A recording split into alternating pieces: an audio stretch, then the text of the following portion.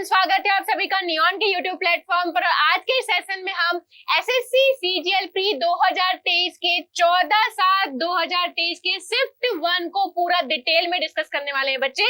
तो चलिए देखते हैं एक एक करके। ये पूरा आपका सिलेबस है और इस सेशन में अगर हम बात करें, इस सेट में अगर हम बात करें तो पॉलिटी के टोटल 2 क्वेश्चन आए थे बच्चे, जो आपको इस सेट में क्वेश्चन नंबर 1 और क्वेश्चन नंबर 2 में देखने के लिए मिलेगा। ज्योग्राफी की टोटल 2 क्वेश्चन आए थे, जो आपको क्वेश्चन नंबर 3 और क्वेश्चन नंबर 4 में देखने के लिए मिलेगा।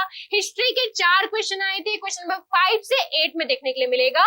इकोनॉमिक्स के 2 क्वेश्चन आए थे बच्चे, जो क्वेश्चन नंबर 9 और 10 में आपको मिलेगा। अगर हम टोटल जनरल स्टडीज की बात करें, टोटल आपको 10 क्वेश्चन मिलेंगे इस सेट में। इसके बाद हम चलते हैं पार्ट 2 जनरल साइंस में। तो फिजिक्स से बच्चे एक भी क्वेश्चन नहीं आया था। केमिस्ट्री की बात करें तो टोटल 1 क्वेश्चन आया था, जो क्वेश्चन नंबर 11 में आपको मिल जाएगा। बायोलॉजी की अगर बात करें टोटल 2 क्वेश्चन आया था, क्वेश्चन नंबर 12 और 13 में आपको मिल जाएगा। एनवायरमेंट की बात करें तो एक भी क्वेश्चन नहीं आया था। अगर हम बात करें टोटल जनरल साइंस के बच्चे, तो टोटल 3 क्वेश्चन आए थे जनरल साइंस से।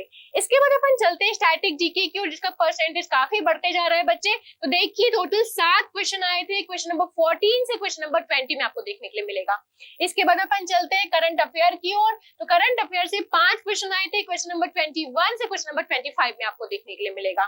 इसके बाद अपन चलते हैं कंप्यूटर से एक भी क्वेश्चन नहीं आया था। अगर पूरा आप काउंट करोगे टोटल 25 क्वेश्चन मिलेंगे आपको इस सेट में। अब अगर पूरे सेट की बात करें बेटे, सबसे जो डिफिकल्ट क्वेश्चन था और वो क्वेश्चन था Ryotwari system of revenue collection in India introduced by the British was based on the, and the options क्या था? लगान का स्मिथ सिद्धांत, लगान का स्मिथ सिद्धांत, लगान का माल्थीसियन सिद्धांत, या फिर मार्क्स थ्योरी ऑफ रेंट, या फिर राइकार्डियन थ्योरी ऑफ रेंट। अब बच्चे देखिए, अभी तक जो क्वेश्चन पूछा जाता था वो पूछा जाता था कि रैयत वाले सिस्टम किसने इंट्रोड्यूस किया, या फिर रैयत का मतलब क्या होता है, ये कहां पर लागू हुआ था, ठीक है। लेकिन बच्चे अब सबसे पहले बार अब यहाँ पर पूछा गया है कि किस थ्योरी पे बेस्ड है, ठीक है। तो देखो बच्चे, सबसे पहले तो अपन देख लेते हैं कि रैयत वाली सिस्टम जो है किसके द्वारा इंट्रोड्यूस किया गया था। तो रीड और मुनरो ने इसे इंट्रोड्यूस करने के लिए बात की गई थी, ठीक है। रीड और मुनरो के कहने पर रैयत वाली सिस्टम इंट्रोड्यूस किया गया था। और बेसिकली रायत वर्ड मतलब क्या होता है? Individual cultivator. यहाँ पर बच्चे जितने भी मिडिल मैन थे, जितने भी जमींदार थे, उनको हटा दिया गया था। डायरेक्ट जो इंडिविजुअल कल्टीवेटर होते हैं, जो किसान होते हैं, वो डायरेक्ट रेंट किसको पे करेंगे?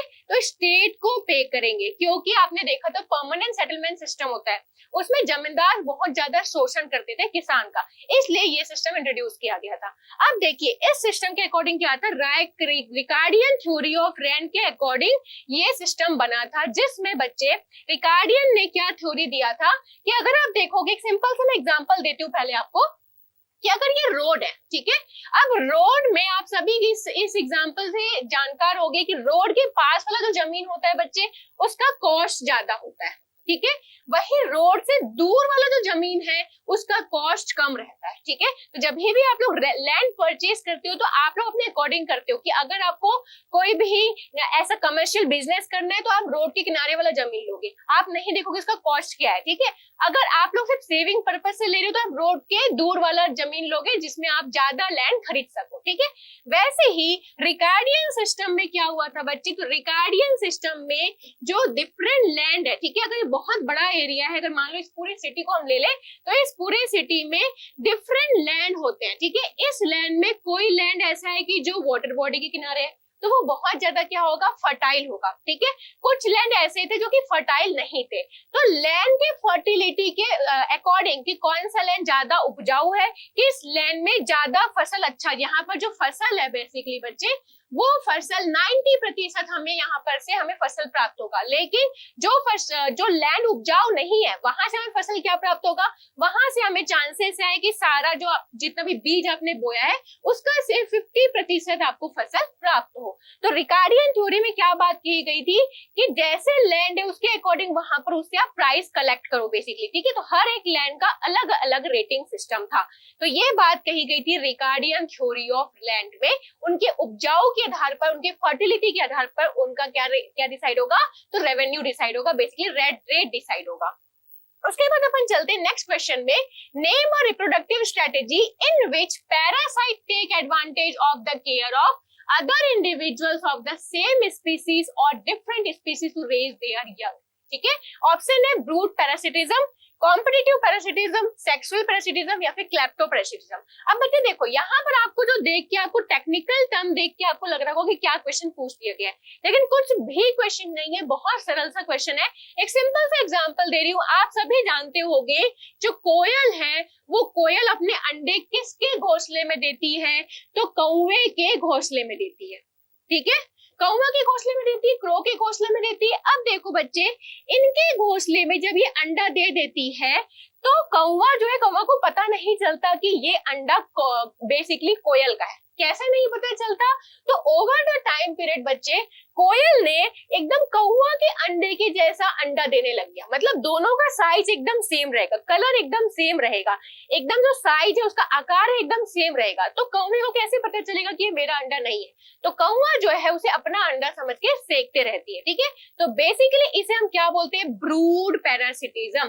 पैरासाइट का मतलब क्या होता है बच्चे, तो पैरासाइट मतलब होता है हम दूसरों पे आश्रय निर्भर रहते हैं अपने कार्य के लिए, ठीक है। तो कोयल है कौवे पर निर्भर है अपने कार्य के लिए, अपने बच्चे को सेकने के लिए वो किस पर निर्भर है, कौवे पर निर्भर है, तो एक प्रकार का ये पैरासिटिज्म है, ठीक है, इसे ब्रूड पैरासिटिज्म बोलते हैं। तो आप सभी इसे जानकार हो, लेकिन आपको बस टेक्निकल टर्म नहीं पता कि इसे ब्रूड पैरासिटिज्म बोलते हैं। तो यहाँ पर जो क्वेश्चन पूछा गया था कि हम दूसरे का एडवांटेज लेते हैं, वो है ब्रूड पैरासिटिज्म, ठीक है। इसका तो कॉमन एग्जाम्पल है कोयल और कौवा। ओके, अब बच्चे देखिए, आप सभी लोगों के लिए एक इंपॉर्टेंट इंफॉर्मेशन है, nirvana BOD batch already launch हो चुका है बच्चे, जहां पर आपको वीडियोस प्लस स्टडी मटेरियल मिलेगा। इसमें आपको एग्जाम में कवर होने वाले सारे सब्जेक्ट जैसे कि maths, English, reasoning, GK, GS, computer cover कराए जाएंगे, जिसमें मैथ्स राजा सर के द्वारा, इंग्लिश मनीषा मैम के द्वारा कवर करवाया जाएगा। और बच्चे ये लेटेस्ट पैटर्न के अकॉर्डिंग फुली अपडेटेड है, जिसमें 700 प्लस आपको क्लासेस मिल जाएंगी, 700 प्लस आवर की, 1000 plus E book and PDF मिलेगा। इसकी वैलिडिटी 365 डेज है, इसका मतलब पूरे 1 साल। आप किस कोर्स के लिए इसे रेफर कर सकते हो, तो सीजीएल के लिए, सीपीओ के लिए, सीएचएसएल के लिए, एमटीएस, जीडी, सीडीएस, बैंक के लिए, ठीक है। इसके नॉमिनल रेट ये सिर्फ और सिर्फ 999 में अवेलेबल है। इसके अलावा अगर आपको लगता है कि आपको पूरा कॉम्बो पैक नहीं चाहिए, आपका मैथ्स वीक है, आपका इंग्लिश वीक है, आपका जीके वीक है, तो उसके लिए भी इंडिविजुअल बैचेस है, जैसे कि इंग्लिश का वीओडी बैच है जो कि सिर्फ और सिर्फ 499 में अवेलेबल है, मैथ्स का वीओडी बैच है जो कि सिर्फ और सिर्फ 499 में अवेलेबल है। ये बैच राजा सर के द्वारा लिया जाएगा और इंग्लिश का वीओडी बैच मनीषा मैम के द्वारा लिया जाएगा। इस बैच में बच्चे आपको 150 प्लस आवर क्लासेस मिलेंगी, 200 plus E book and PDF मिलेगा, इसकी वैलिडिटी 365 डेज है। इसके अलावा रीजनिंग का भी स्पेशल वीओडी बैच है, जीके जीएस का भी वीओडी बैच है, इनका भी अगर रेट सुनोगे तो 499 में अवेलेबल है। इसके अलावा सिर्फ और सिर्फ कंप्यूटर का भी वीओडी बैच है जो कि सिर्फ और सिर्फ 199 में अवेलेबल है। इन सारे में बच्चे की वैलिडिटी 365 डेज है। कोई भी डाउट होगा, कोई भी इंक्वायरी होगी तो स्क्रीन पे दिए गए इस नंबर पे आप संपर्क कर सकते हैं। ओके, अब मैंने जो क्लास के स्टार्टिंग में बच्चे आपको एक एनालिसिस बताया था, पॉलिटी, ज्योग्राफी, हिस्ट्री, हम बिल्कुल उसी सीक्वेंस में चलेंगे, ठीक है। तो क्वेश्चन नंबर 1 में चलते हैं। भारतीय लेखा परीक्षा एवं लेखा विभाग का प्रशासनिक मुख्य प्रमुख कौन है, ठीक है। पहला ऑप्शन है accountant general, director general, controller and auditor general या फिर प्रिंसिपल अकाउंटेंट जनरल। अब बच्चे देखो, Indian audit and account department, इनके जो हेड हैं तो किनके, कंट्रोलर एंड ऑडिटर जनरल, जिसे हम कैग के नाम से जानते हैं, ठीक है। ये किस अनुच्छेद के अंदर स्थापित है, तो आर्टिकल 148 के अंदर ये प्रावधान है कि कैग रहेगा और कैग जो है इंडियन ऑडिट और अकाउंट डिपार्टमेंट के प्रमुख रहेंगे, ठीक है। अब देखिए, इसके अलावा आर्टिकल 149 इनमें दिया गया इनके ड्यूटीज के बारे में, इनके पावर के बारे में, इनकी शक्तियों के बारे में, ठीक है। ये इनका मुख्य कार्य क्या रहता है बच्चे, या फिर इन पोजीशन का, कैग का मतलब क्या है, कैग हमारे संविधान में क्यों है, ठीक है। तो बेसिकली बच्चे देखिए, जो भारत की जनता है, ठीक है, भारत की जनता क्या पे करती है, टैक्स पे करती है, ठीक है। इस टैक्स से क्या होता है, तो इस टैक्स से पूरा जितने भी गवर्नमेंट के स्कीम्स है या गवर्नमेंट के जितने भी ऑफिसर्स हैं उनको इन्हीं से पैसा मिलता है, जो सैलरी है इसी से निकलती है, ठीक है। प्लस जितने भी रोड बन रहे हैं, हाईवे बन रहे हैं, पोर्ट्स बन रहे हैं, जो भी इंफ्रास्ट्रक्चर बन रहा है वो इसी पैसे से निकलता है। तो बेसिकली ये जो पैसा, ये टैक्स है, खर्च किनके द्वारा किया जा रहा है? तो खर्च जो बेसिकली खर्च करने का जो डिसीजन है वो किनके द्वारा लिया जा रहा है? तो आपको पता है मनी बिल के अंदर में ये प्रावधान रहता है, ठीक है। आर्टिकल 110 के अंदर में पूरा बताया जाता है, ठीक है, मनी बिल है। और ये मनी बिल कहां पर इंट्रोड्यूस होता है? लोकसभा में। तो बेसिकली लोकसभा जो है डिसीजन लेती कौन से पॉलिसीज हैं, कौन से पोर्ट्स में खर्च करना है या फिर किस प्रकार के इंफ्रास्ट्रक्चर में खर्च करना है, और इसका इम्प्लीमेंटेशन का काम किनके पास रहता है? तो इम्प्लीमेंटेशन का काम रहता है बच्चे सिविल सर्वेंट के पास। अब यहाँ पर देखिए पूरे इस पिक्चर में कहीं पर भी पीपल का नाम आया क्या? पैसा किसका था?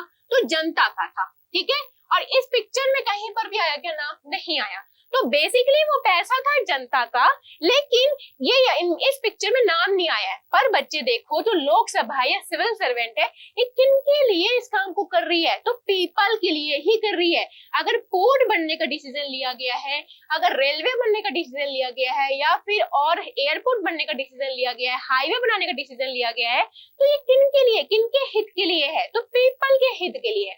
तो बेसिकली बच्चे पीपल को पता होना चाहिए, जनता को पता होना चाहिए कि जितना भी पैसा, जितना भी टैक्स गया है, ये पैसा सही तरीके से यूज हुआ है कि नहीं है। अगर मान लो बजट में प्रावधान है कि 5 करोड़ किस में दिया गया, तो 5 करोड़ एक रेलवे लाइन बनने के लिए दिया गया, या फिर 5 करोड़ कोई भी पॉलिसी बनाने के लिए दिया गया, तो उस बजट में जो प्रावधान है, अगर 5 लाख या 5 करोड़ वहां पर लिखा है, तो क्या एक्चुअली में 5 करोड़ खर्च हो रहा है कि वहां पर उससे कम हो रहा है? ठीक है।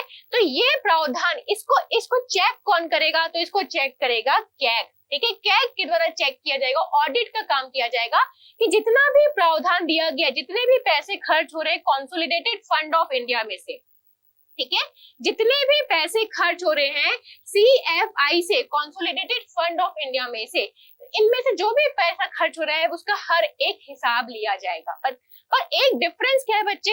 अगर ब्रिटेन की अगर हम बात करेंगे, तो ब्रिटेन में जो पैसा खर्च होता है उसका जो एनालिसिस है, ये ऑडिट है, वो पहले होता है। मतलब पैसा निकलने से पहले उसका ऑडिट होगा कि जितना 5 करोड़ मेंशन है, सच में क्या 5 करोड़ लगेगा कि नहीं लगेगा। लेकिन इंडिया के केस में क्या होता है? एक्स पोस्ट फैक्टो होता है। एक्स पोस्ट फैक्टो का मतलब क्या है? पैसा खर्च होने के बाद चेक किया जाता है। अब मान लो यहाँ पर 100 करोड़ एक्स्ट्रा लिख दिया गया है, आप क्या कर लोगे? ठीक है, तो यहाँ पर एक्स पोस्ट फैक्टो होता है। पर बच्चे देखिए इसका भी अलग प्रोविजन है कि अगर एक्स्ट्रा पैसा लिख दिया तो वो जो भी ऑफिसर जिसने भी वो बनाया वो पनिश किया जाएगा। ठीक है, तो यहाँ पर इंडिया में एक्स पोस्ट फैक्टो होता है। ओके, अब नेक्स्ट क्वेश्चन में चलते हैं। Which of the following articles of the Indian constitution are related to citizenship? ठीक है, article 15 to 21, article 25 to 31, article 5 to 11 या आर्टिकल 2 to 4। तो देखो बच्चे, जो नागरिकता से संबंधित है या सिटीजनशिप से संबंधित है वो आर्टिकल 5 से 11 में है। Part 2 of the Indian constitution, भाग 2, संविधान का भाग 2 या फिर 5 से 11, ये किससे रिलेटेड है? नागरिकता से रिलेटेड है। इसमें पूरा डिटेल में डिस्कस किया गया है बच्चे कि भारत का नागरिकता हासिल करने के लिए क्या क्या प्रावधान है, या फिर आप क्या क्या ऐसा कार्य करोगे जिससे आपका नागरिकता चला जाएगा। ठीक है, अगर देखिए मान लो आपको ये आर्टिकल याद नहीं है, ठीक है, तो आप कैसे याद रख सकते हो? देखो 25 to 31, इनमें से अगर बच्चे आपको कुछ भी याद है, फंडामेंटल राइट, तो मैंने आपको बताया था कि फंडामेंटल राइट आप बिल्कुल भी नहीं भूल सकते, उसका कोई भी आर्टिकल नहीं भूल सकते क्योंकि बहुत इंपॉर्टेंट है, उससे बार बार क्वेश्चन आ रहे हैं। अब देखो जो ऑप्शन बी है वो आर्टिकल है 25। तो देखिए मैंने आपको बताया था 25 से 28 किससे संबंधित है? तो right to freedom of religion, धर्म के अधिकार से, धर्म की स्वतंत्रता के अधिकार से संबंधित है। तो ये ऑटोमेटिकली क्या हो जाएगा? एलिमिनेट हो जाएगा। ठीक है, 15 to 21, तो आर्टिकल 15 to 21 में से 14 से 18 किससे संबंधित है? राइट टू इक्वालिटी, ठीक है, समानता का अधिकार। आर्टिकल 21 संबंधित है राइट टू लाइफ से। ठीक है, तो ये भी आपका एलिमिनेट हो जाएगा। अब बच्चा आपके पास आर्टिकल 2 to 4। ठीक है, तो आप देखोगे बच्चे पार्ट 1 में मैंने आपको याद करवाया था कि पार्ट 1 में क्या दिया गया है जितने भी यूनियन है और उसके टेरिटरीज, उनके बारे में बात की गई है। ठीक है, तो ये भी आपको ऑप्शन यहाँ से एलिमिनेट हो जाएगा, क्योंकि पार्ट 1 में हम जो है किसके, एक ही आर्टिकल तो नहीं होगा, आर्टिकल 1। ठीक है, तो यहाँ पर आपका आंसर क्या आता है, आर्टिकल सी आ जाता है। बेसिकली ऑप्शन सी आ जाता है 5 to 11। ओके, नेक्स्ट क्वेश्चन में चलते हैं। Which scientist thought of the concept of steady state of the universe? Fred Hoyle, Harold Jeffrey, Pierre Simon Laplace या फिर एडविन हबल? अब बच्चे देखो, यहाँ पर जो बोला गया स्टेडी स्टेट या फिर स्थिर अवस्था, इसका मतलब क्या है कि यूनिवर्स जो है, अगर मान लो यूनिवर्स इतना है तो इतना ही रहेगा। ठीक है, इसका कोई भी आकार या फिर जो इसमें जो भी अंदर में गैसेस है वो चेंज नहीं होंगे, डेंसिटी चेंज नहीं होगा। ठीक है, लेकिन किन्होंने बात की थी, तो फ्रेड हॉवेल ने बात की थी कि यूनिवर्स स्थित है। ठीक है, वही एडविन हबल ने क्या बात की थी कि यूनिवर्स जो है एक्सपेंड हो रहा है, यूनिवर्स कंटिन्यूअसली एक्सपेंड होते जा रहा है। ठीक है, तो यहाँ पर फ्रेड हॉवेल ने ये अवधारणा रखी थी कि यूनिवर्स उतना ही है, वो बढ़ नहीं रहा है, घट नहीं रहा है। ओके, नेक्स्ट क्वेश्चन में चलते हैं। निम्नलिखित में से कौन सा राज्य तापी बेसिन का हिस्सा नहीं है? गुजरात, महाराष्ट्र, राजस्थान या फिर मध्य प्रदेश? अब बच्चे देखो, इस ऑप्शन में मान लो हो सकता है आपको हर एक स्टेट याद ना हो, तापी बेसिन कहाँ से होके गुजरती है। ठीक है, लेकिन इस क्वेश्चन को एलिमिनेशन मेथड से सॉल्व किया जा सकता है, एकदम सिंपल है। देखो बच्चे, आपको इतना तो दिमाग में है कि ये आपका इंडिया का मैप है। अब इस इंडिया के मैप में आपका जो तापी है वो कैसे गुजरता है, इस तरीके से गुजरता है। नर्मदा और तापी बेसिकली दोनों कैसे रिवर है, वेस्ट फ्लोइंग रिवर है, पश्चिम की तरफ जाते हैं। ठीक है, अब सिंपल सी बात है, आपका जो राजस्थान वाला पार्ट है वो तो इस साइड है। ठीक है, तो ये नदी ऐसे तो नहीं गुजरेगी। ठीक है, तो ऑटोमेटिकली आपको याद आ जाएगा कि Rajasthan will be the right answer. अगर आपको नहीं पता है कि गुजरात, महाराष्ट्र, मध्य प्रदेश से ताप्ती गुजरती है। ठीक है, ये एक एलिमिनेशन मेथड है आपको सॉल्व करने का। इसके अलावा जो ताप्ती बेसिन है, इसे हम किस नाम से जानते हैं, तो ट्विन ऑफ नर्मदा के नाम से भी जानते हैं। और ये कहां पर गिरती है, तो गल्फ ऑफ खंबात में गिरती है, गल्फ ऑफ खंबात में गिरती है। ठीक है, इसके अलावा बच्चे इसे ट्विन ऑफ नर्मदा के नाम से जानते हैं। और ये कहां से निकलती है, तो सतपुरा हिल से, सतपुरा हिल्स। और किस किस स्टेट से होके गुजरेगी, तो गुजरात से, मध्य प्रदेश से और महाराष्ट्र, इन 3 स्टेट से होकर गुजरती है।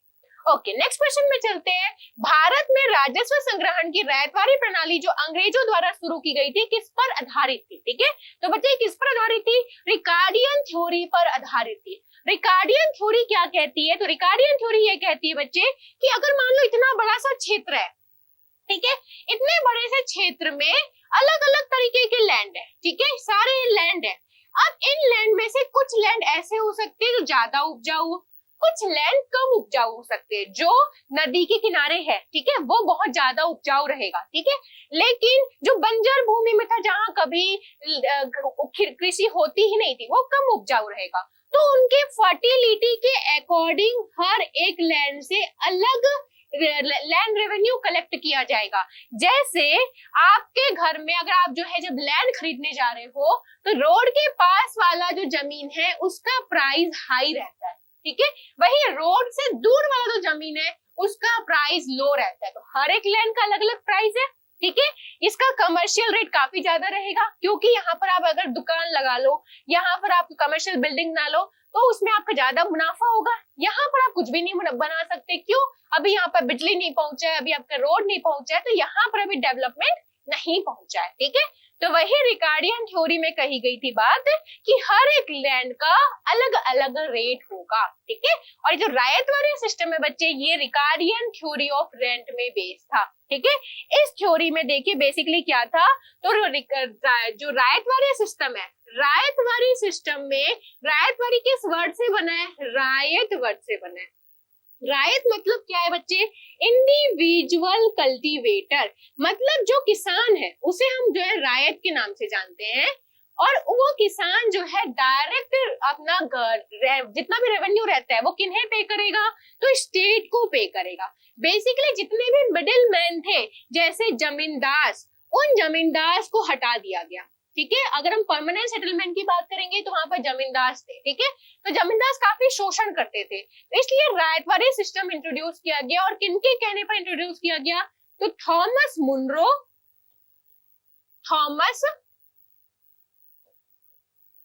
थॉमस मुनरो और रीड के कहने पर ये इंट्रोड्यूस किया गया था, ठीक है। तो इसका आंसर क्या होगा? Ricardian theory of rent. अब नेक्स्ट क्वेश्चन पे चलते हैं बच्चे। चोल प्रशासन में डैश उन गांवों की सभा थी जहां मुख्य रूप से ब्राह्मण रहते थे। अब बच्चे देखो, ब्राह्मण, यहाँ पर 3 वर्ड दिख रहा होगा, उर, सभा और नगरम। अब सबसे पहले तो हम एलिमिनेट करना स्टार्ट करते हैं। खिल्या, यहाँ पर आपको क्या वर्ड दिख रहा है? कील। अगर आपने देखा होगा बच्चे, कील या आयरन नेल्स जानते होंगे आप लोग, आयरन नेल्स या फिर हिंदी में उसको कील बोलते हैं, ठीक है। तो वहां से खिलिया से कील, बेसिकली जो वेस्ट लैंड होता है उसे जो है खिलिया के नाम से जानते हैं, ठीक है। वेस्ट लैंड जिसका कोई भी यूज नहीं है, ठीक है। नगरम, नगरम वर्ड से मैंने आपको क्या सिखाया था बच्चे? तो नगर, ठीक है, सिटी, सिटी, नगर, नगर मतलब सिटी या फिर टाउन, ठीक है। और टाउन में ही कोई भी अगर कोई कमर्शियल बिजनेस करना चाहते हो बच्चे, तो आप टाउन में जाओगे, गांव में नहीं बिजनेस करोगे, ठीक है। तो यहाँ पर जितने भी जो ट्रेडर्स होते हैं बच्चे, मर्चेंट्स होते हैं, ट्रेडर्स, मर्चेंट्स, ये इनसे रिलेटेड है, ठीक है। तो आपका 2 वर्ड तो ऑटोमेटिकली एलिमिनेट हो गया। और सभा, तो देखो जो सभा है, सभा में ब्राह्मण रहते हैं, बेसिकली सभा में जितने भी इंपॉर्टेंट लोग हैं वो सभी लोगों का यहाँ पर डिस्कशन होता है, ठीक है। और मतलब होता है जो कॉमन पीपल है, आम जनता, ठीक है। आम जनता का असेंबली आपका कहाँ पर होगा? तो उर में होता है, ठीक है। तो चोला एडमिनिस्ट्रेशन में अलग अलग नाम देके रखा गया था। तो इस तरीके से आप याद रख सकते हो, कभी भी आप नहीं भूलोगे। ओके, नेक्स्ट क्वेश्चन में चलते हैं। निम्नलिखित में से कौन टाइगर लीजन या फ्री इंडियन लीजन का संस्थापक था? विनायक दामोदर सावरकर, लाला हरदयाल, सोहन सिंह भाकना या फिर सुभाष चंद्र बोस। तो बच्चे देखो, तो टाइगर लीजन या फ्री इंडियन लीजन ये बेसिकली क्या है, किसका नाम है? ये सेना का नाम है, आर्मी का नाम है। आर्मी का एक गठन किया गया था, तो बहुत सारे बेसिकली मेंबर्स थे, ठीक है, सोल्जर्स थे। उनका उस आर्मी का उस पूरे ग्रुप का नाम क्या था? तो उस ग्रुप का नाम था टाइगर लीजन या फिर फ्री इंडिया लीजन, ठीक है। किनके द्वारा स्थापना की गई थी? सुभाष चंद्र बोस के द्वारा। सुभाष चंद्र बोस ने क्यों स्थापना की थी बच्चे? तो उन्होंने ये सीखा था या उनका ये मानना था कि जो ब्रिटिश है, ब्रिटिश को हम बाहर कैसे निकाल सकते हैं, ठीक है, ब्रिटिश को हम इंडिया से बाहर कैसे भगा सकते हैं। तो बेसिकली सेना के थ्रू, सेना ही फाइट करके ब्रिटिश को यहाँ से बाहर निकाल सकती है। उन्होंने एक सेना एस्टेब्लिश किया था, उनका नाम था फ्री इंडियन लीजन। अब देखो इसमें टाइगर लीजन क्यों बोला गया है? क्योंकि अगर इसके फ्लैग को आप देखोगे तो उसमें लीपिंग टाइगर्स आपको दिखाई देंगे, ठीक है। इसीलिए इसका नाम जो है, इसीलिए इसका नाम टाइगर लीजियन के नाम से भी पड़ा, लीपिंग टाइगर्स। इसके अलावा जो आपको नाम दिख रहे हैं, सोहन सिंह भाकना, लाला हरदयाल, ये किससे संबंधित थे बच्चे? तो ये संबंधित थे गदर पार्टी से। गदर पार्टी कहां पर स्टैब्लिश हुआ था? तो इंडिया से बाहर यूएस में स्टैब्लिश हुआ था। इसका हेडक्वार्टर था बच्चे San Francisco, San Francisco.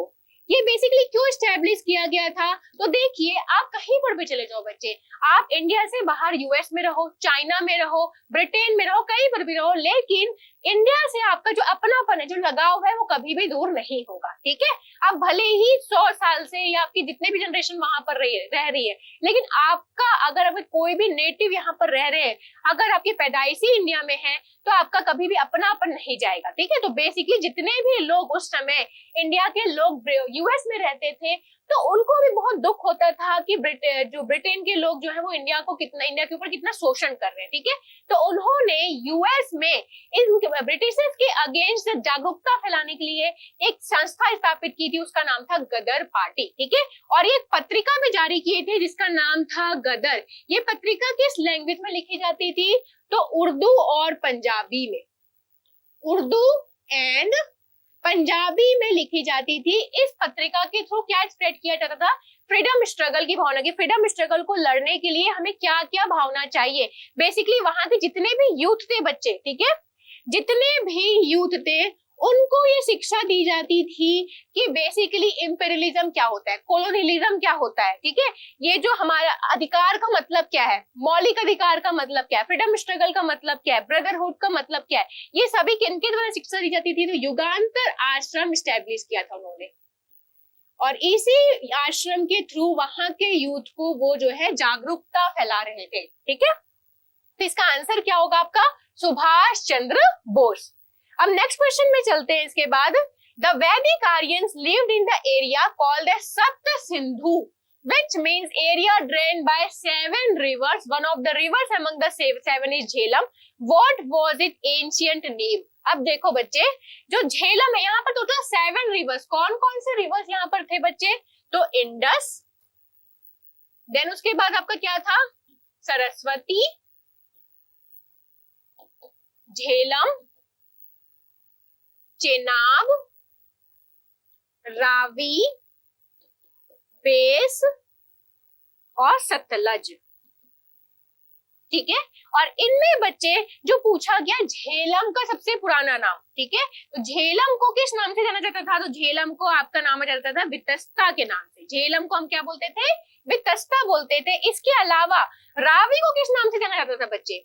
Ravi को हम बोलते थे, रावी को पारुषनी, रावी को हम बोलते थे पारुषनी, चेनाब को हम बोलते थे अस्कनी, बेस को हम बोलते थे विपासा, सतलज को हम बोलते थे सतरुदी,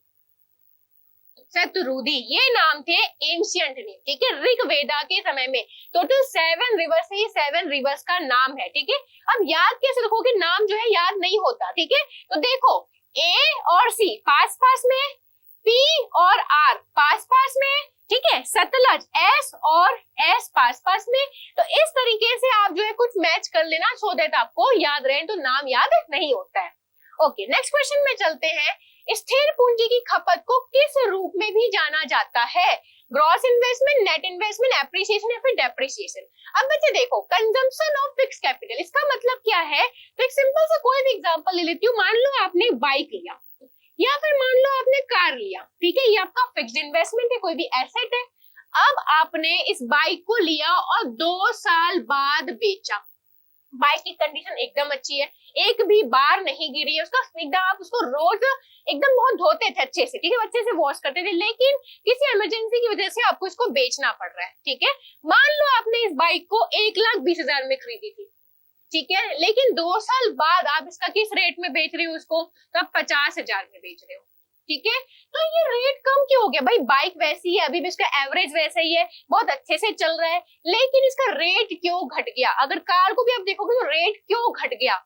तो रेट इसलिए घटा बच्चे क्योंकि आप देखोगे समय के साथ इसमें आपको इसका जो क्षमता है वो कम हो जाएगा, ठीक है। क्षमता इन द सेंस, अगर किसी भी चीज की बात करेंगे इसमें, अगर ओरिजिनल बाइक को आप कंपेयर करोगे उससे, ये फिर भी 80%, अगर दोनों को हम परसेंटेज देंगे तो 80 और 100% आएगा। मतलब इसमें किसी ना किसी चीज की कमी हो जाएगी, जिसे हम बोलते हैं वियर एंड टियर, ठीक है।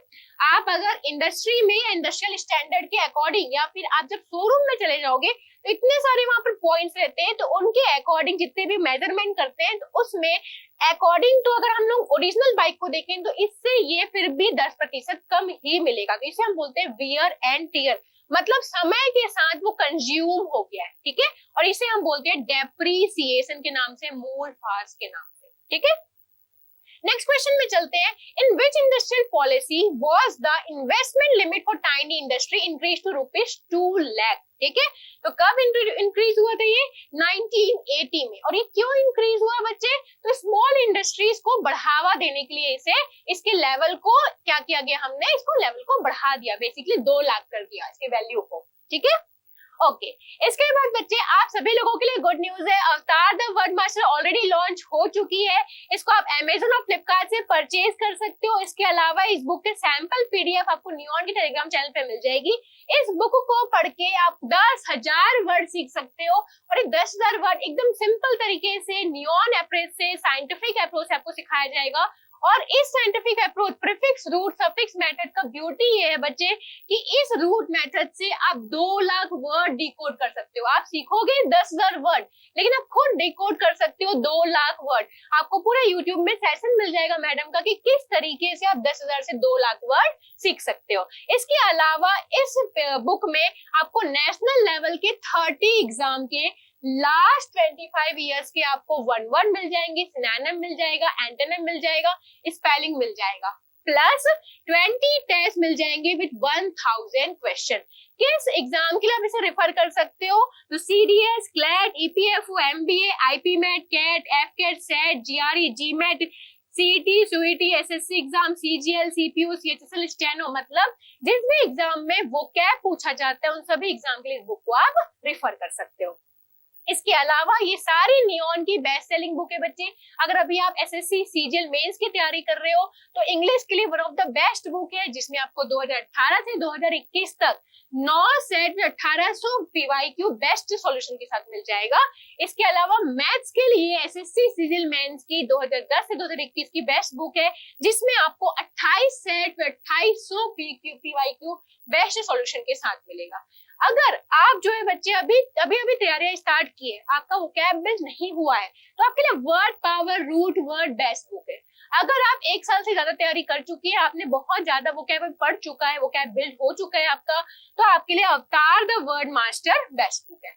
इसके अलावा jumble PQRS, paragraph and sentences की बुक है, क्लोज टेस्ट की बुक है। इन सारे की सैंपल पीडीएफ आपको नियॉन के टेलीग्राम चैनल पे मिल जाएगी और ये बुक आप अमेज़न और फ्लिपकार्ट से परचेज कर सकते हो।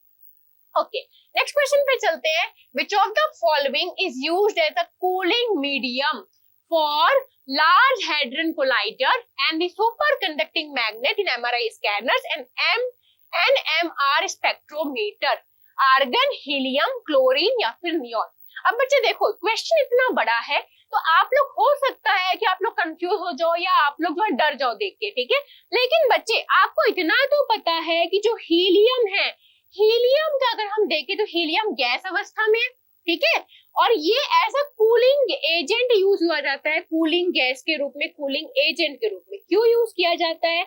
क्योंकि आप -143 डिग्री सेल्सियस तक भी जाओगे तो भी ये तो लिक्विड में कन्वर्ट नहीं होगा, सॉलिड तो दूर की बात है, मतलब आप माइनस में भी जाओगे तो भी ये सॉलिड के रूप में कन्वर्ट नहीं होता है, ठीक है। इसीलिए इसे किसके लिए यूज किया जाता है? कूलिंग मीडियम के रूप में यूज किया जाता है, ये गैस के फॉर्म में ही रहता है, ठीक है। One of the important feature है हीलियम का। ओके, नेक्स्ट क्वेश्चन में चलते हैं। Name a reproductive strategy in which parasite take advantage of the care of other individual of the same species और different species to raise their young. Brood parasitism, competitive parasitism, sexual parasitism या फिर klepto parasitism? अब बच्चे देखो यहाँ पर आपका answer क्या आएगा? Brood parasitism. ये बस टेक्निकल टर्म है इसलिए आप लोग डर रहे हो। एक सिंपल सा एग्जांपल दूंगी तो कोयल, ठीक है, अगर आपने कोयल को देखा होगा बच्चे तो कोयल कभी भी अपने घोंसले में अंडे नहीं देती। किसके घोंसले में अंडे देती है? तो क्रो के, कौवे के घोंसले में अंडे देती है, ठीक है।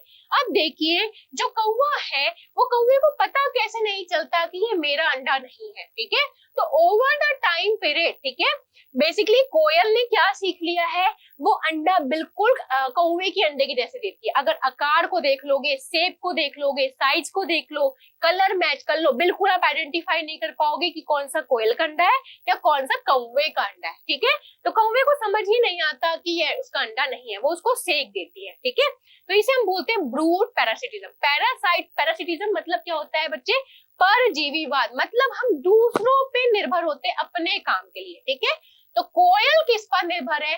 क्रो पर निर्भर है अपने बच्चे को सेकने के लिए, ठीक है। ओके, नेक्स्ट क्वेश्चन में चलते हैं। Match the column chlorophyceae, phaeophyceae, rhodophyceae, cyanophyceae, ठीक है। अब यहाँ पर देखो बच्चे, आपको एक तो याद होगा क्लोरोफाइसी। क्लोरो वर्ड किसके लिए यूज होता है? ग्रीन के लिए यूज होता है, ठीक है। तो यहाँ पर आपका 1 का क्या आएगा? बी आएगा, ठीक है। अब देखो यहाँ पर 1 का बी वाला ऑप्शन किसमें है? सी में और डी में। तो आपका ए और बी तो ऑटोमेटिकली एलिमिनेट हो गया, ठीक है। अब यहाँ पर आप देखो बाकी ऑप्शन में अगर हम देखेंगे तो आपका फेओफाइसी, फेओ के लिए हम कौन सा वर्ड यूज करते हैं? फेओ के लिए हम ब्राउन कलर यूज करते हैं।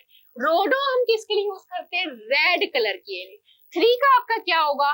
डी होगा। ठीक है, आपको एटलीस्ट क्लोरो और 3 तो याद होगा। क्लोरो मैंने आपको कई बार पढ़ाया है, क्लोरोफिल पढ़ाया है, क्लोरोफाइसी पढ़ाया है, क्लोरोप्लास्ट पढ़ाया है। ठीक है, तो क्लोरो कहीं पर भी आएगा तो ग्रीन कलर से संबंधित है।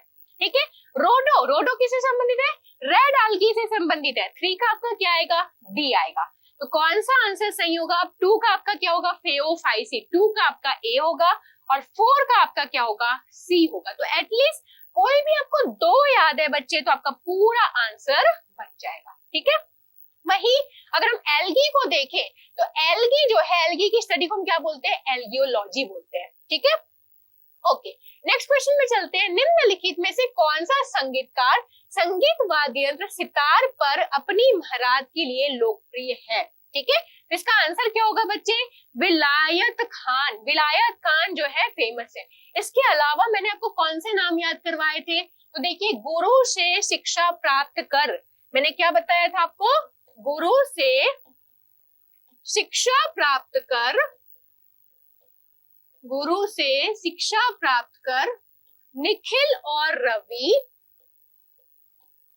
निखिल और रवि उस्ताद बनकर, निखिल और रवि उस्ताद बनकर सितारों में अपना नाम लिखवा गए। सितारों में अपना नाम लिखवा गए। ठीक है, इससे आपको क्या याद रखना है बच्चे? क्या क्या नाम आपको याद हो जाएंगे?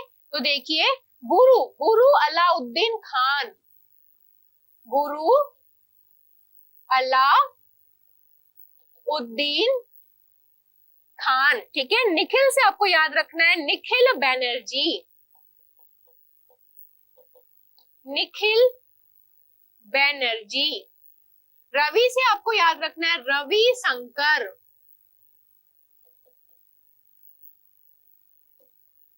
उस्ताद से आपको याद रखना है उस्ताद विलायत खान, और सितारों से याद रखना है किससे संबंधित है ये सारे नाम? तो सितार से संबंधित है। तो गुरु से शिक्षा प्राप्त कर निखिल और रवि उस्ताद बनकर अपना नाम कहाँ लिखवा गए? सितारों में लिखवा गए। ठीक है, नेक्स्ट क्वेश्चन में चलते हैं। Who received the Nobel Prize in 1901 for recognition of the extraordinary services rendered by the discovery of law of chemical dynamics and osmotic pressure in solution? किन्होंने प्राप्त किया था बच्चे? तो जैकोबस हेनरिकस वेंट हॉफ ने प्राप्त किया था। किसके लिए? ऑस्मोटिक प्रेशर इन सॉल्यूशन के लिए। और एक सिंपल सा एग्जांपल दूं बच्चे, तो एक एग्जांपल देती हूं मैं आपको। देखो, यहाँ पर ये एक बीकर है।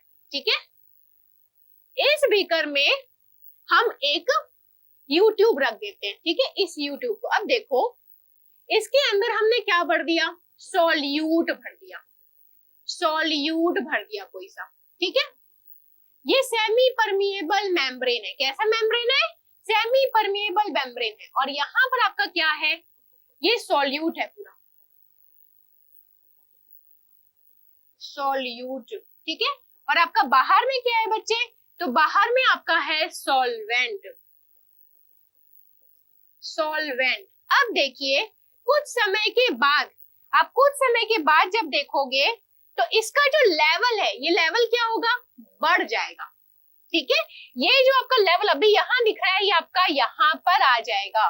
ठीक है, और ये क्यों आया बच्चे? तो बेसिकली सॉल्वेंट जो है वो मूव कर रहा है। ठीक है, अब आपको अगर मूव नहीं करवाना है तो आप क्या लगाओगे? ऑस्मोटिक प्रेशर लगाओगे। ठीक है, ऑस्मोटिक प्रेशर, सो दैट ये सॉल्वेंट आपका मूव ना करे। इसे ही हम बोलते हैं ऑस्मोटिक प्रेशर। सॉल्वेंट को सेमी परमिएबल मेम्ब्रेन से मूव करने को रोकने के लिए, अगर आपको इसके लेवल को रोकना है तो आप ऑस्मोटिक प्रेशर बाहर से लगाओगे। और किसकी खोज किसने की थी? तो जैकोबस हेनरी वांट हॉफ ने इसकी खोज की थी। ठीक है, ओके, इसके बाद अपन चलते हैं नेक्स्ट क्वेश्चन में। Bharatanatyam expresses south Indian religious themes and spiritual ideas of Buddhism, Sufism, Jainism या फिर सैविज्म। तो देखिए बच्चे, जो भरतनाट्यम है, ठीक है, भरतनाट्यम में अगर आप देखोगे तो किस वर्ड से बना है? भ, र, त। यहाँ पर आपको क्या किसका मिलन होगा? भाव, र से राग, त से ताल। ये कहाँ का नाट्य है बच्चे? तो तमिलनाडु का नाट्य है। और इसे किस नाम से जानते हैं? दासी अट्टम के नाम से भी जाना जाता है। दासी अट्टम के नाम से क्यों जाना जाता है? क्योंकि पहले मंदिरों में दासी लोग इसे परफॉर्म करते थे। ठीक है, बेसिकली जैसे हम जो है क्या दिखाते हैं, अपना भावना या फिर अपना डेडिकेशन, अपना डिवोशन दिखाते हैं भगवान को, किसके रूप में? भजन गा के। ठीक है, वैसे ही पहले अपना डेडिकेशन, अपना डिवोशन भगवान को किस रूप में दिखाते थे? डांस करके। ठीक है, तो वहीं पर तुम किस भगवान के प्रति अपना डिवोशन दिखाते थे, यहाँ पर सैविज्म ज्यादा, सैविज्म के बारे में सैववाद आपको ज्यादा दिखेगा, शिव के प्रति अपनी आराधना दिखाया करते थे। ठीक है, ओके, नेक्स्ट क्वेश्चन पे चलते हैं।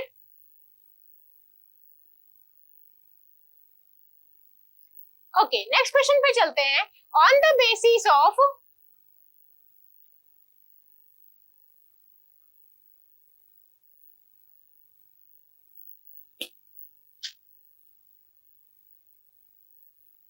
ओके, नेक्स्ट क्वेश्चन पे चलते हैं। On the basis of tribal population identify the option that arranges the following states in ascending order. Madhya Pradesh, Maharashtra और उड़ीसा। अब बच्चे देखिए यहाँ पर जो बोला गया असेंडिंग ऑर्डर, एक चीज होता है बच्चे, एक बच्चे हमेशा समझते हैं डिसेंडिंग ऑर्डर में पूछा जाता है। ठीक है, यहाँ पर क्वेश्चन में चेंज कर दिया असेंडिंग ऑर्डर। अब दूसरी बात, आप सभी को इतना तो नॉलेज है कि मध्य प्रदेश में बहुत ज्यादा क्या है? ट्राइब्स है बेसिकली। ठीक है, तो सबसे पहले तो आपका क्या नाम आएगा? ए नाम आएगा, तो मतलब ऑटोमेटिकली बी और डी तो एलिमिनेट हो जाएगा। ठीक है, इसके बाद किसका नाम आता है? महाराष्ट्र का नाम आता है, लास्ट में आता है उड़ीसा का। तो आपका क्या आंसर होगा? सी बी ए होगा असेंडिंग ऑर्डर के अकॉर्डिंग। नेक्स्ट क्वेश्चन में चलते हैं। The length of the badminton court for single S, या बैडमिंटन कोर्ट की लंबाई कितनी होती है? तो कितना होगा बच्चे? 13.40 मीटर लंबाई होती है।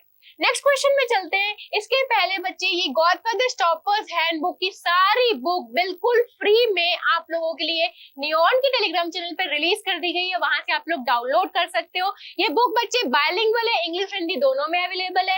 इस बुक में आपको पर्यावरण, स्टैटिक के, भौतिकी, रसायन विज्ञान, जीव विज्ञान, कंप्यूटर, धर्म, अर्थशास्त्र, इतिहास, भूगोल और राजनीति शास्त्र मिल जाएगा। अगर इस बुक को आप देखोगे बच्चे, तो इस बुक को बनाने में 11 साल लग गए। राजा सर के मार्गदर्शन पर ये बुक बनी है।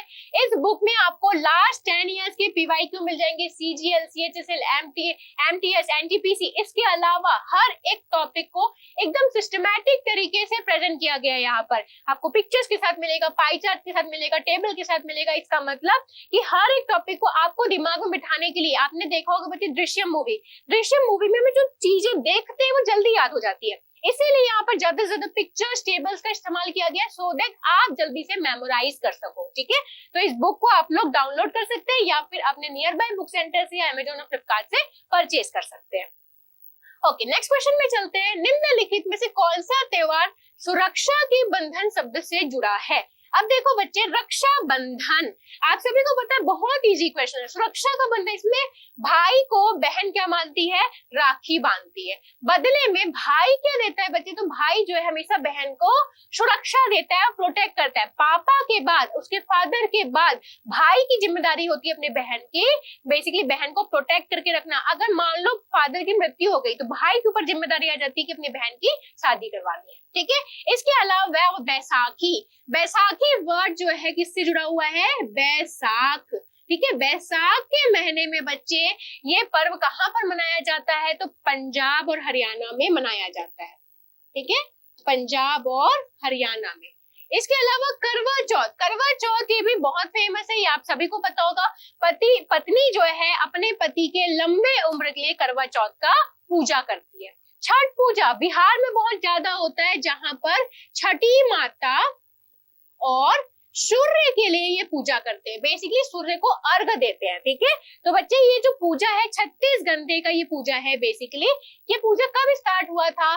तो सूर्य को अर्घ देने का ये जो कार्यक्रम है, ये बेसिकली ये प्रथा है, कब स्टार्ट हुआ था? तो सूर्य के पुत्र कर्ण ने सूर्य की बहुत पूजा करते थे और वो रोज घंटों तक पानी में खड़े होके सूर्य को अर्घ देते थे, तब से स्टार्ट हुआ छठ पूजा और सूर्य की पूजा की जाती है। ठीक है, ओके, नेक्स्ट क्वेश्चन में चलते हैं। In 2018, Google Doodle celebrated the 100th birthday of Mrinalini Sarabhai. She is an exponent of which of the following dance form? Yakshagana, Odissi, Kathak, Kuchipudi, Bharatanatyam या भरतनाट्यम कथकली। तो बच्चे देखिए, मृणालिनी साराभाई मैंने आपको याद भी कराया था, ये किससे संबंधित है? भरतनाट्यम और कथकली से। मैंने कैसे याद करवाया था बच्चे? तो देखिए, मृणालिनी और मैंने आपको एक नाम याद करवाया था, यामिनी। यामिनी और मृणालिनी, यामिनी और मृणालिनी रुक्मणी की लीला देखने के लिए, रुक्मणी की लीला देखने के लिए भारत यात्रा पर गए थे। भारत यात्रा पर गए थे। अब बच्चे देखो, इसमें जो है आपका यामिनी, यामिनी से आपका क्या आएगा? यामिनी कृष्ण मूर्ति, यामिनी कृष्ण मूर्ति। मृणालिनी से आएगा मृणालिनी साराभाई, मृणालिनी साराभाई, ठीक है। रुक्मणी से आएगा रुक्मणी देवी अरुणडेल, रुक्मणी देवी अरुणडेल, ठीक है। भारत, भारत से आपका क्या आएगा? भरतनाट्यम, भरतनाट्यम। और लीला से आएगा लीला सैमसन। ये सारे नाम किससे संबंधित है? तो भरतनाट्यम से संबंधित है। ओके, नेक्स्ट क्वेश्चन में चलते हैं। Which of the following is the largest pan India scheme to strengthen health care infrastructure across the country with primary, secondary and tertiary care service? तो बच्चे देखिए, Pradhanmantri Ayushman Bharat health infrastructure mission, ठीक है, basically PMABHIM, ठीक है, प्रधानमंत्री का हेल्थ केयर की जो इंफ्रास्ट्रक्चर है उस मिशन को इम्प्रूव करने के लिए स्कीम लॉन्च किया गया, जिसमें हर एक जगह पूरे कंट्री में, अगर आप देखोगे बच्चे, कोविड के दौरान हमें पता चला था कि भारत में हॉस्पिटल्स की कितनी कमी है। हॉस्पिटल्स है तो वहां पर प्रॉपर जितने भी हॉस्पिटल के जितने भी यूनिट्स होते हैं, बेसिकली जितने भी लैब की जरूरत पड़ती है, लैब टेस्ट की जरूरत पड़ती है, या फिर सीटी स्कैन की जरूरत पड़ती है, MRI की जरूरत पड़ती है, ECG की जरूरत पड़ती है, वो सारे वहां पर बेसिकली वहां पर स्पेशलाइजेशंस नहीं है, ठीक है। तो ये सारी बात कब पता चली? हमें कोविड में पता चली। तो ये स्कीम लॉन्च किया गया है जिसके अंदर हर एक स्टेट में, हर एक डिस्ट्रिक्ट में ये सारे सर्विसेज होने चाहिए। प्राइमरी हॉस्पिटल से नहीं, बेसिकली जो जनरल हॉस्पिटल को हम बोलते हैं प्राइमरी हॉस्पिटल, सेकेंडरी में हम बोलते हैं स्पेशलाइज्ड हॉस्पिटल, टर्शरी केयर में हम बोलते हैं जितने भी मेडिकल्स में तकनीकी का यूज होता है, टेक्नोलॉजी का यूज होता है, उसे हम बोलते हैं टर्शरी केयर सर्विसेज। तो ये सारी सुविधाएं उपलब्ध होनी चाहिए। नेक्स्ट क्वेश्चन में चलते हैं। Which of the following country was the host of AFC women Asia cup football 2022? तो कहां पर ये होस्ट किया गया था बच्चे? भारत में 2022 में ये होस्ट किया गया था। ओके, नेक्स्ट क्वेश्चन में चलते हैं। Dash emerge as the poorest state as per the first ever MPI मतलब multi dimensional poverty index prepared by the NITI Aayog launch in नवंबर 2021। अब बच्चे देखो, इनमें सबसे फर्स्ट स्टेट क्या था? पुअरेस्ट स्टेट कौन सा था? बिहार था। अब यहाँ पर जो वर्ड बोला गया मल्टी डायमेंशनल पॉवर्टी इंडेक्स, मतलब अभी तक हम जो पॉवर्टी आइडेंटिफाई करते थे वो किससे आइडेंटिफाई करते थे? कि उसको अगर रोटी में नहीं मिल रहा है, बेसिकली 2 वक्त की रोटी नहीं मिल रही है, या फिर वो बिल्कुल भी कार्य नहीं करते तो रोटी नहीं मिलेगी, ठीक है। लेकिन रोटी के अलावा क्या उसके पास घर है कि नहीं है, क्या वो अपने बच्चे को शिक्षा दे पा रहा है कि नहीं है, या फिर क्या अपने घर में बड़े बुजुर्ग की सेवा कर पा रहा है कि नहीं कर पा रहा है, या फिर अपने जो घर में बेटी है, बेटी के फ्यूचर के लिए पैसा रख पा रहा है कि नहीं रख पा रहा है, या फिर अपने तन में अच्छे कपड़े पहन पा रहा है कि नहीं, वो लाइफ में डिसीजन ले पा रहा है कि नहीं, इतना ज्यादा टेंशन में तो नहीं है कि वो फ्रीली डिसीजन ले पा रहा है कि नहीं, ठीक है। तो ये सारे डिसीजन, ये सारी चीजें डिसाइड करती है मल्टी डायमेंशनल पॉवर्टी। पॉवर्टी सिर्फ 2 वक्त की रोटी नहीं, बहुत सारे डिसीजन है। अगर बच्चे को, घर में अगर 5 बच्चे हैं, उनमें से सिर्फ 2 बच्चे को स्कूल भेज पा रहा है, 3 को नहीं भेज पा रहा है, तो ये भी पॉवर्टी ही है, ठीक है। तो इसमें आपका सबसे फर्स्ट रैंक में किसका नाम आया था? बिहार का नाम आया था। और वही बच्चे अगर हम ग्लोबल लेवल की बात करें तो ग्लोबल लेवल में किनके द्वारा बनाया जा रहा है? तो ग्लोबल लेवल में ये यूएनडीपी के द्वारा डेवलप किया जा रहा है। ठीक है, यूएनडीपी का मतलब यूनाइटेड नेशन डेवलपमेंट प्रोग्राम इसे बना रहा है पूरे विश्व के लेवल में। इंडिया लेवल में अगर हम बात करें तो नीति आयोग के द्वारा बनाया जा रहा है। ठीक है, नेक्स्ट क्वेश्चन में चलते हैं। इसके पहले बच्चे आप सभी लोगों के लिए जानकारी है, अगर अभी तक आपने नियॉन क्लासेस के ऐप को डाउनलोड नहीं किया तो जल्दी से फटाफट जाइए गूगल प्ले स्टोर पर और डाउनलोड कर लीजिए, सो दैट आपको best videos, PDF and e books मिलेगा। इसके अलावा जितने भी रनिंग कोर्सेज है, जैसे आपको लाइव क्लासेस की जानकारी चाहिए या फिर आपको बीओडी बैच की जानकारी चाहिए, सभी जानकारी आपको यहाँ से मिल जाएगी। इसके अलावा अगर अभी तक आपने नियॉन के टेलीग्राम चैनल को फॉलो नहीं किया है तो ये तीनों चैनल अलग अलग चैनल है जहां पर अलग अलग कंटेंट प्रोवाइड किया जाता है। जैसे @नियॉन क्लासेस में आपको प्रीवियस ईयर पेपर मिलेगा, क्लास नोट्स मिलेंगे, लेटेस्ट नोटिफिकेशन मिलेगा, यूट्यूब क्लास के पीडीएफ मिलेंगे। @Neon PDF notes and book में आपको सिर्फ नोट्स और बुक मिलेगा। @नियॉन टेस्ट सीरीज में आपको सिर्फ और सिर्फ क्विज मिलेंगे, यहाँ पर आप डे टू डे बेसिस में एनालिसिस कर सकते हो। इसके अलावा आप मैम और सर से भी डायरेक्टली कनेक्ट हो सकते हो। मैम से @मनीषा मैडम 007 के थ्रू, सर से राजा सर 007 के थ्रू। इसके अलावा इसी तरीके के वीडियोस के लिए जल्दी से फटाफट हमारे Facebook channel, Instagram channel, YouTube channel को लाइक, शेयर, सब्सक्राइब करना ना भूलिए। इसके अलावा नेक्स्ट क्वेश्चन में चलते हैं बच्चे। इन मिस भक्ति Pradeep Kulkarni was conferred the arjuna award 2022 for her outstanding contribution in which of the following sport. ठीक है, तो बेसिकली बच्चे किनके लिए दिया गया था? शतरंज के लिए ये दिया गया था। ओके, नेक्स्ट क्वेश्चन में चलते हैं। इन अक्टूबर 2021 19 year old won the silver medal at the world wrestling championship. तो किससे संबंधित है? किन्हें मिला था बच्चे 19 ईयर ओल्ड को? तो अंशु मलिक को मिला था वर्ल्ड रेसलिंग चैंपियनशिप। किस कैटेगरी में मिला था? तो 57 केजी कैटेगरी में इन्हें प्राप्त हुआ था। ठीक है बच्चे, तो इसी तरीके के वीडियोस के लिए नियॉन के यूट्यूब चैनल को लाइक, शेयर एंड सब्सक्राइब करना ना भूलिए। Thank you so much.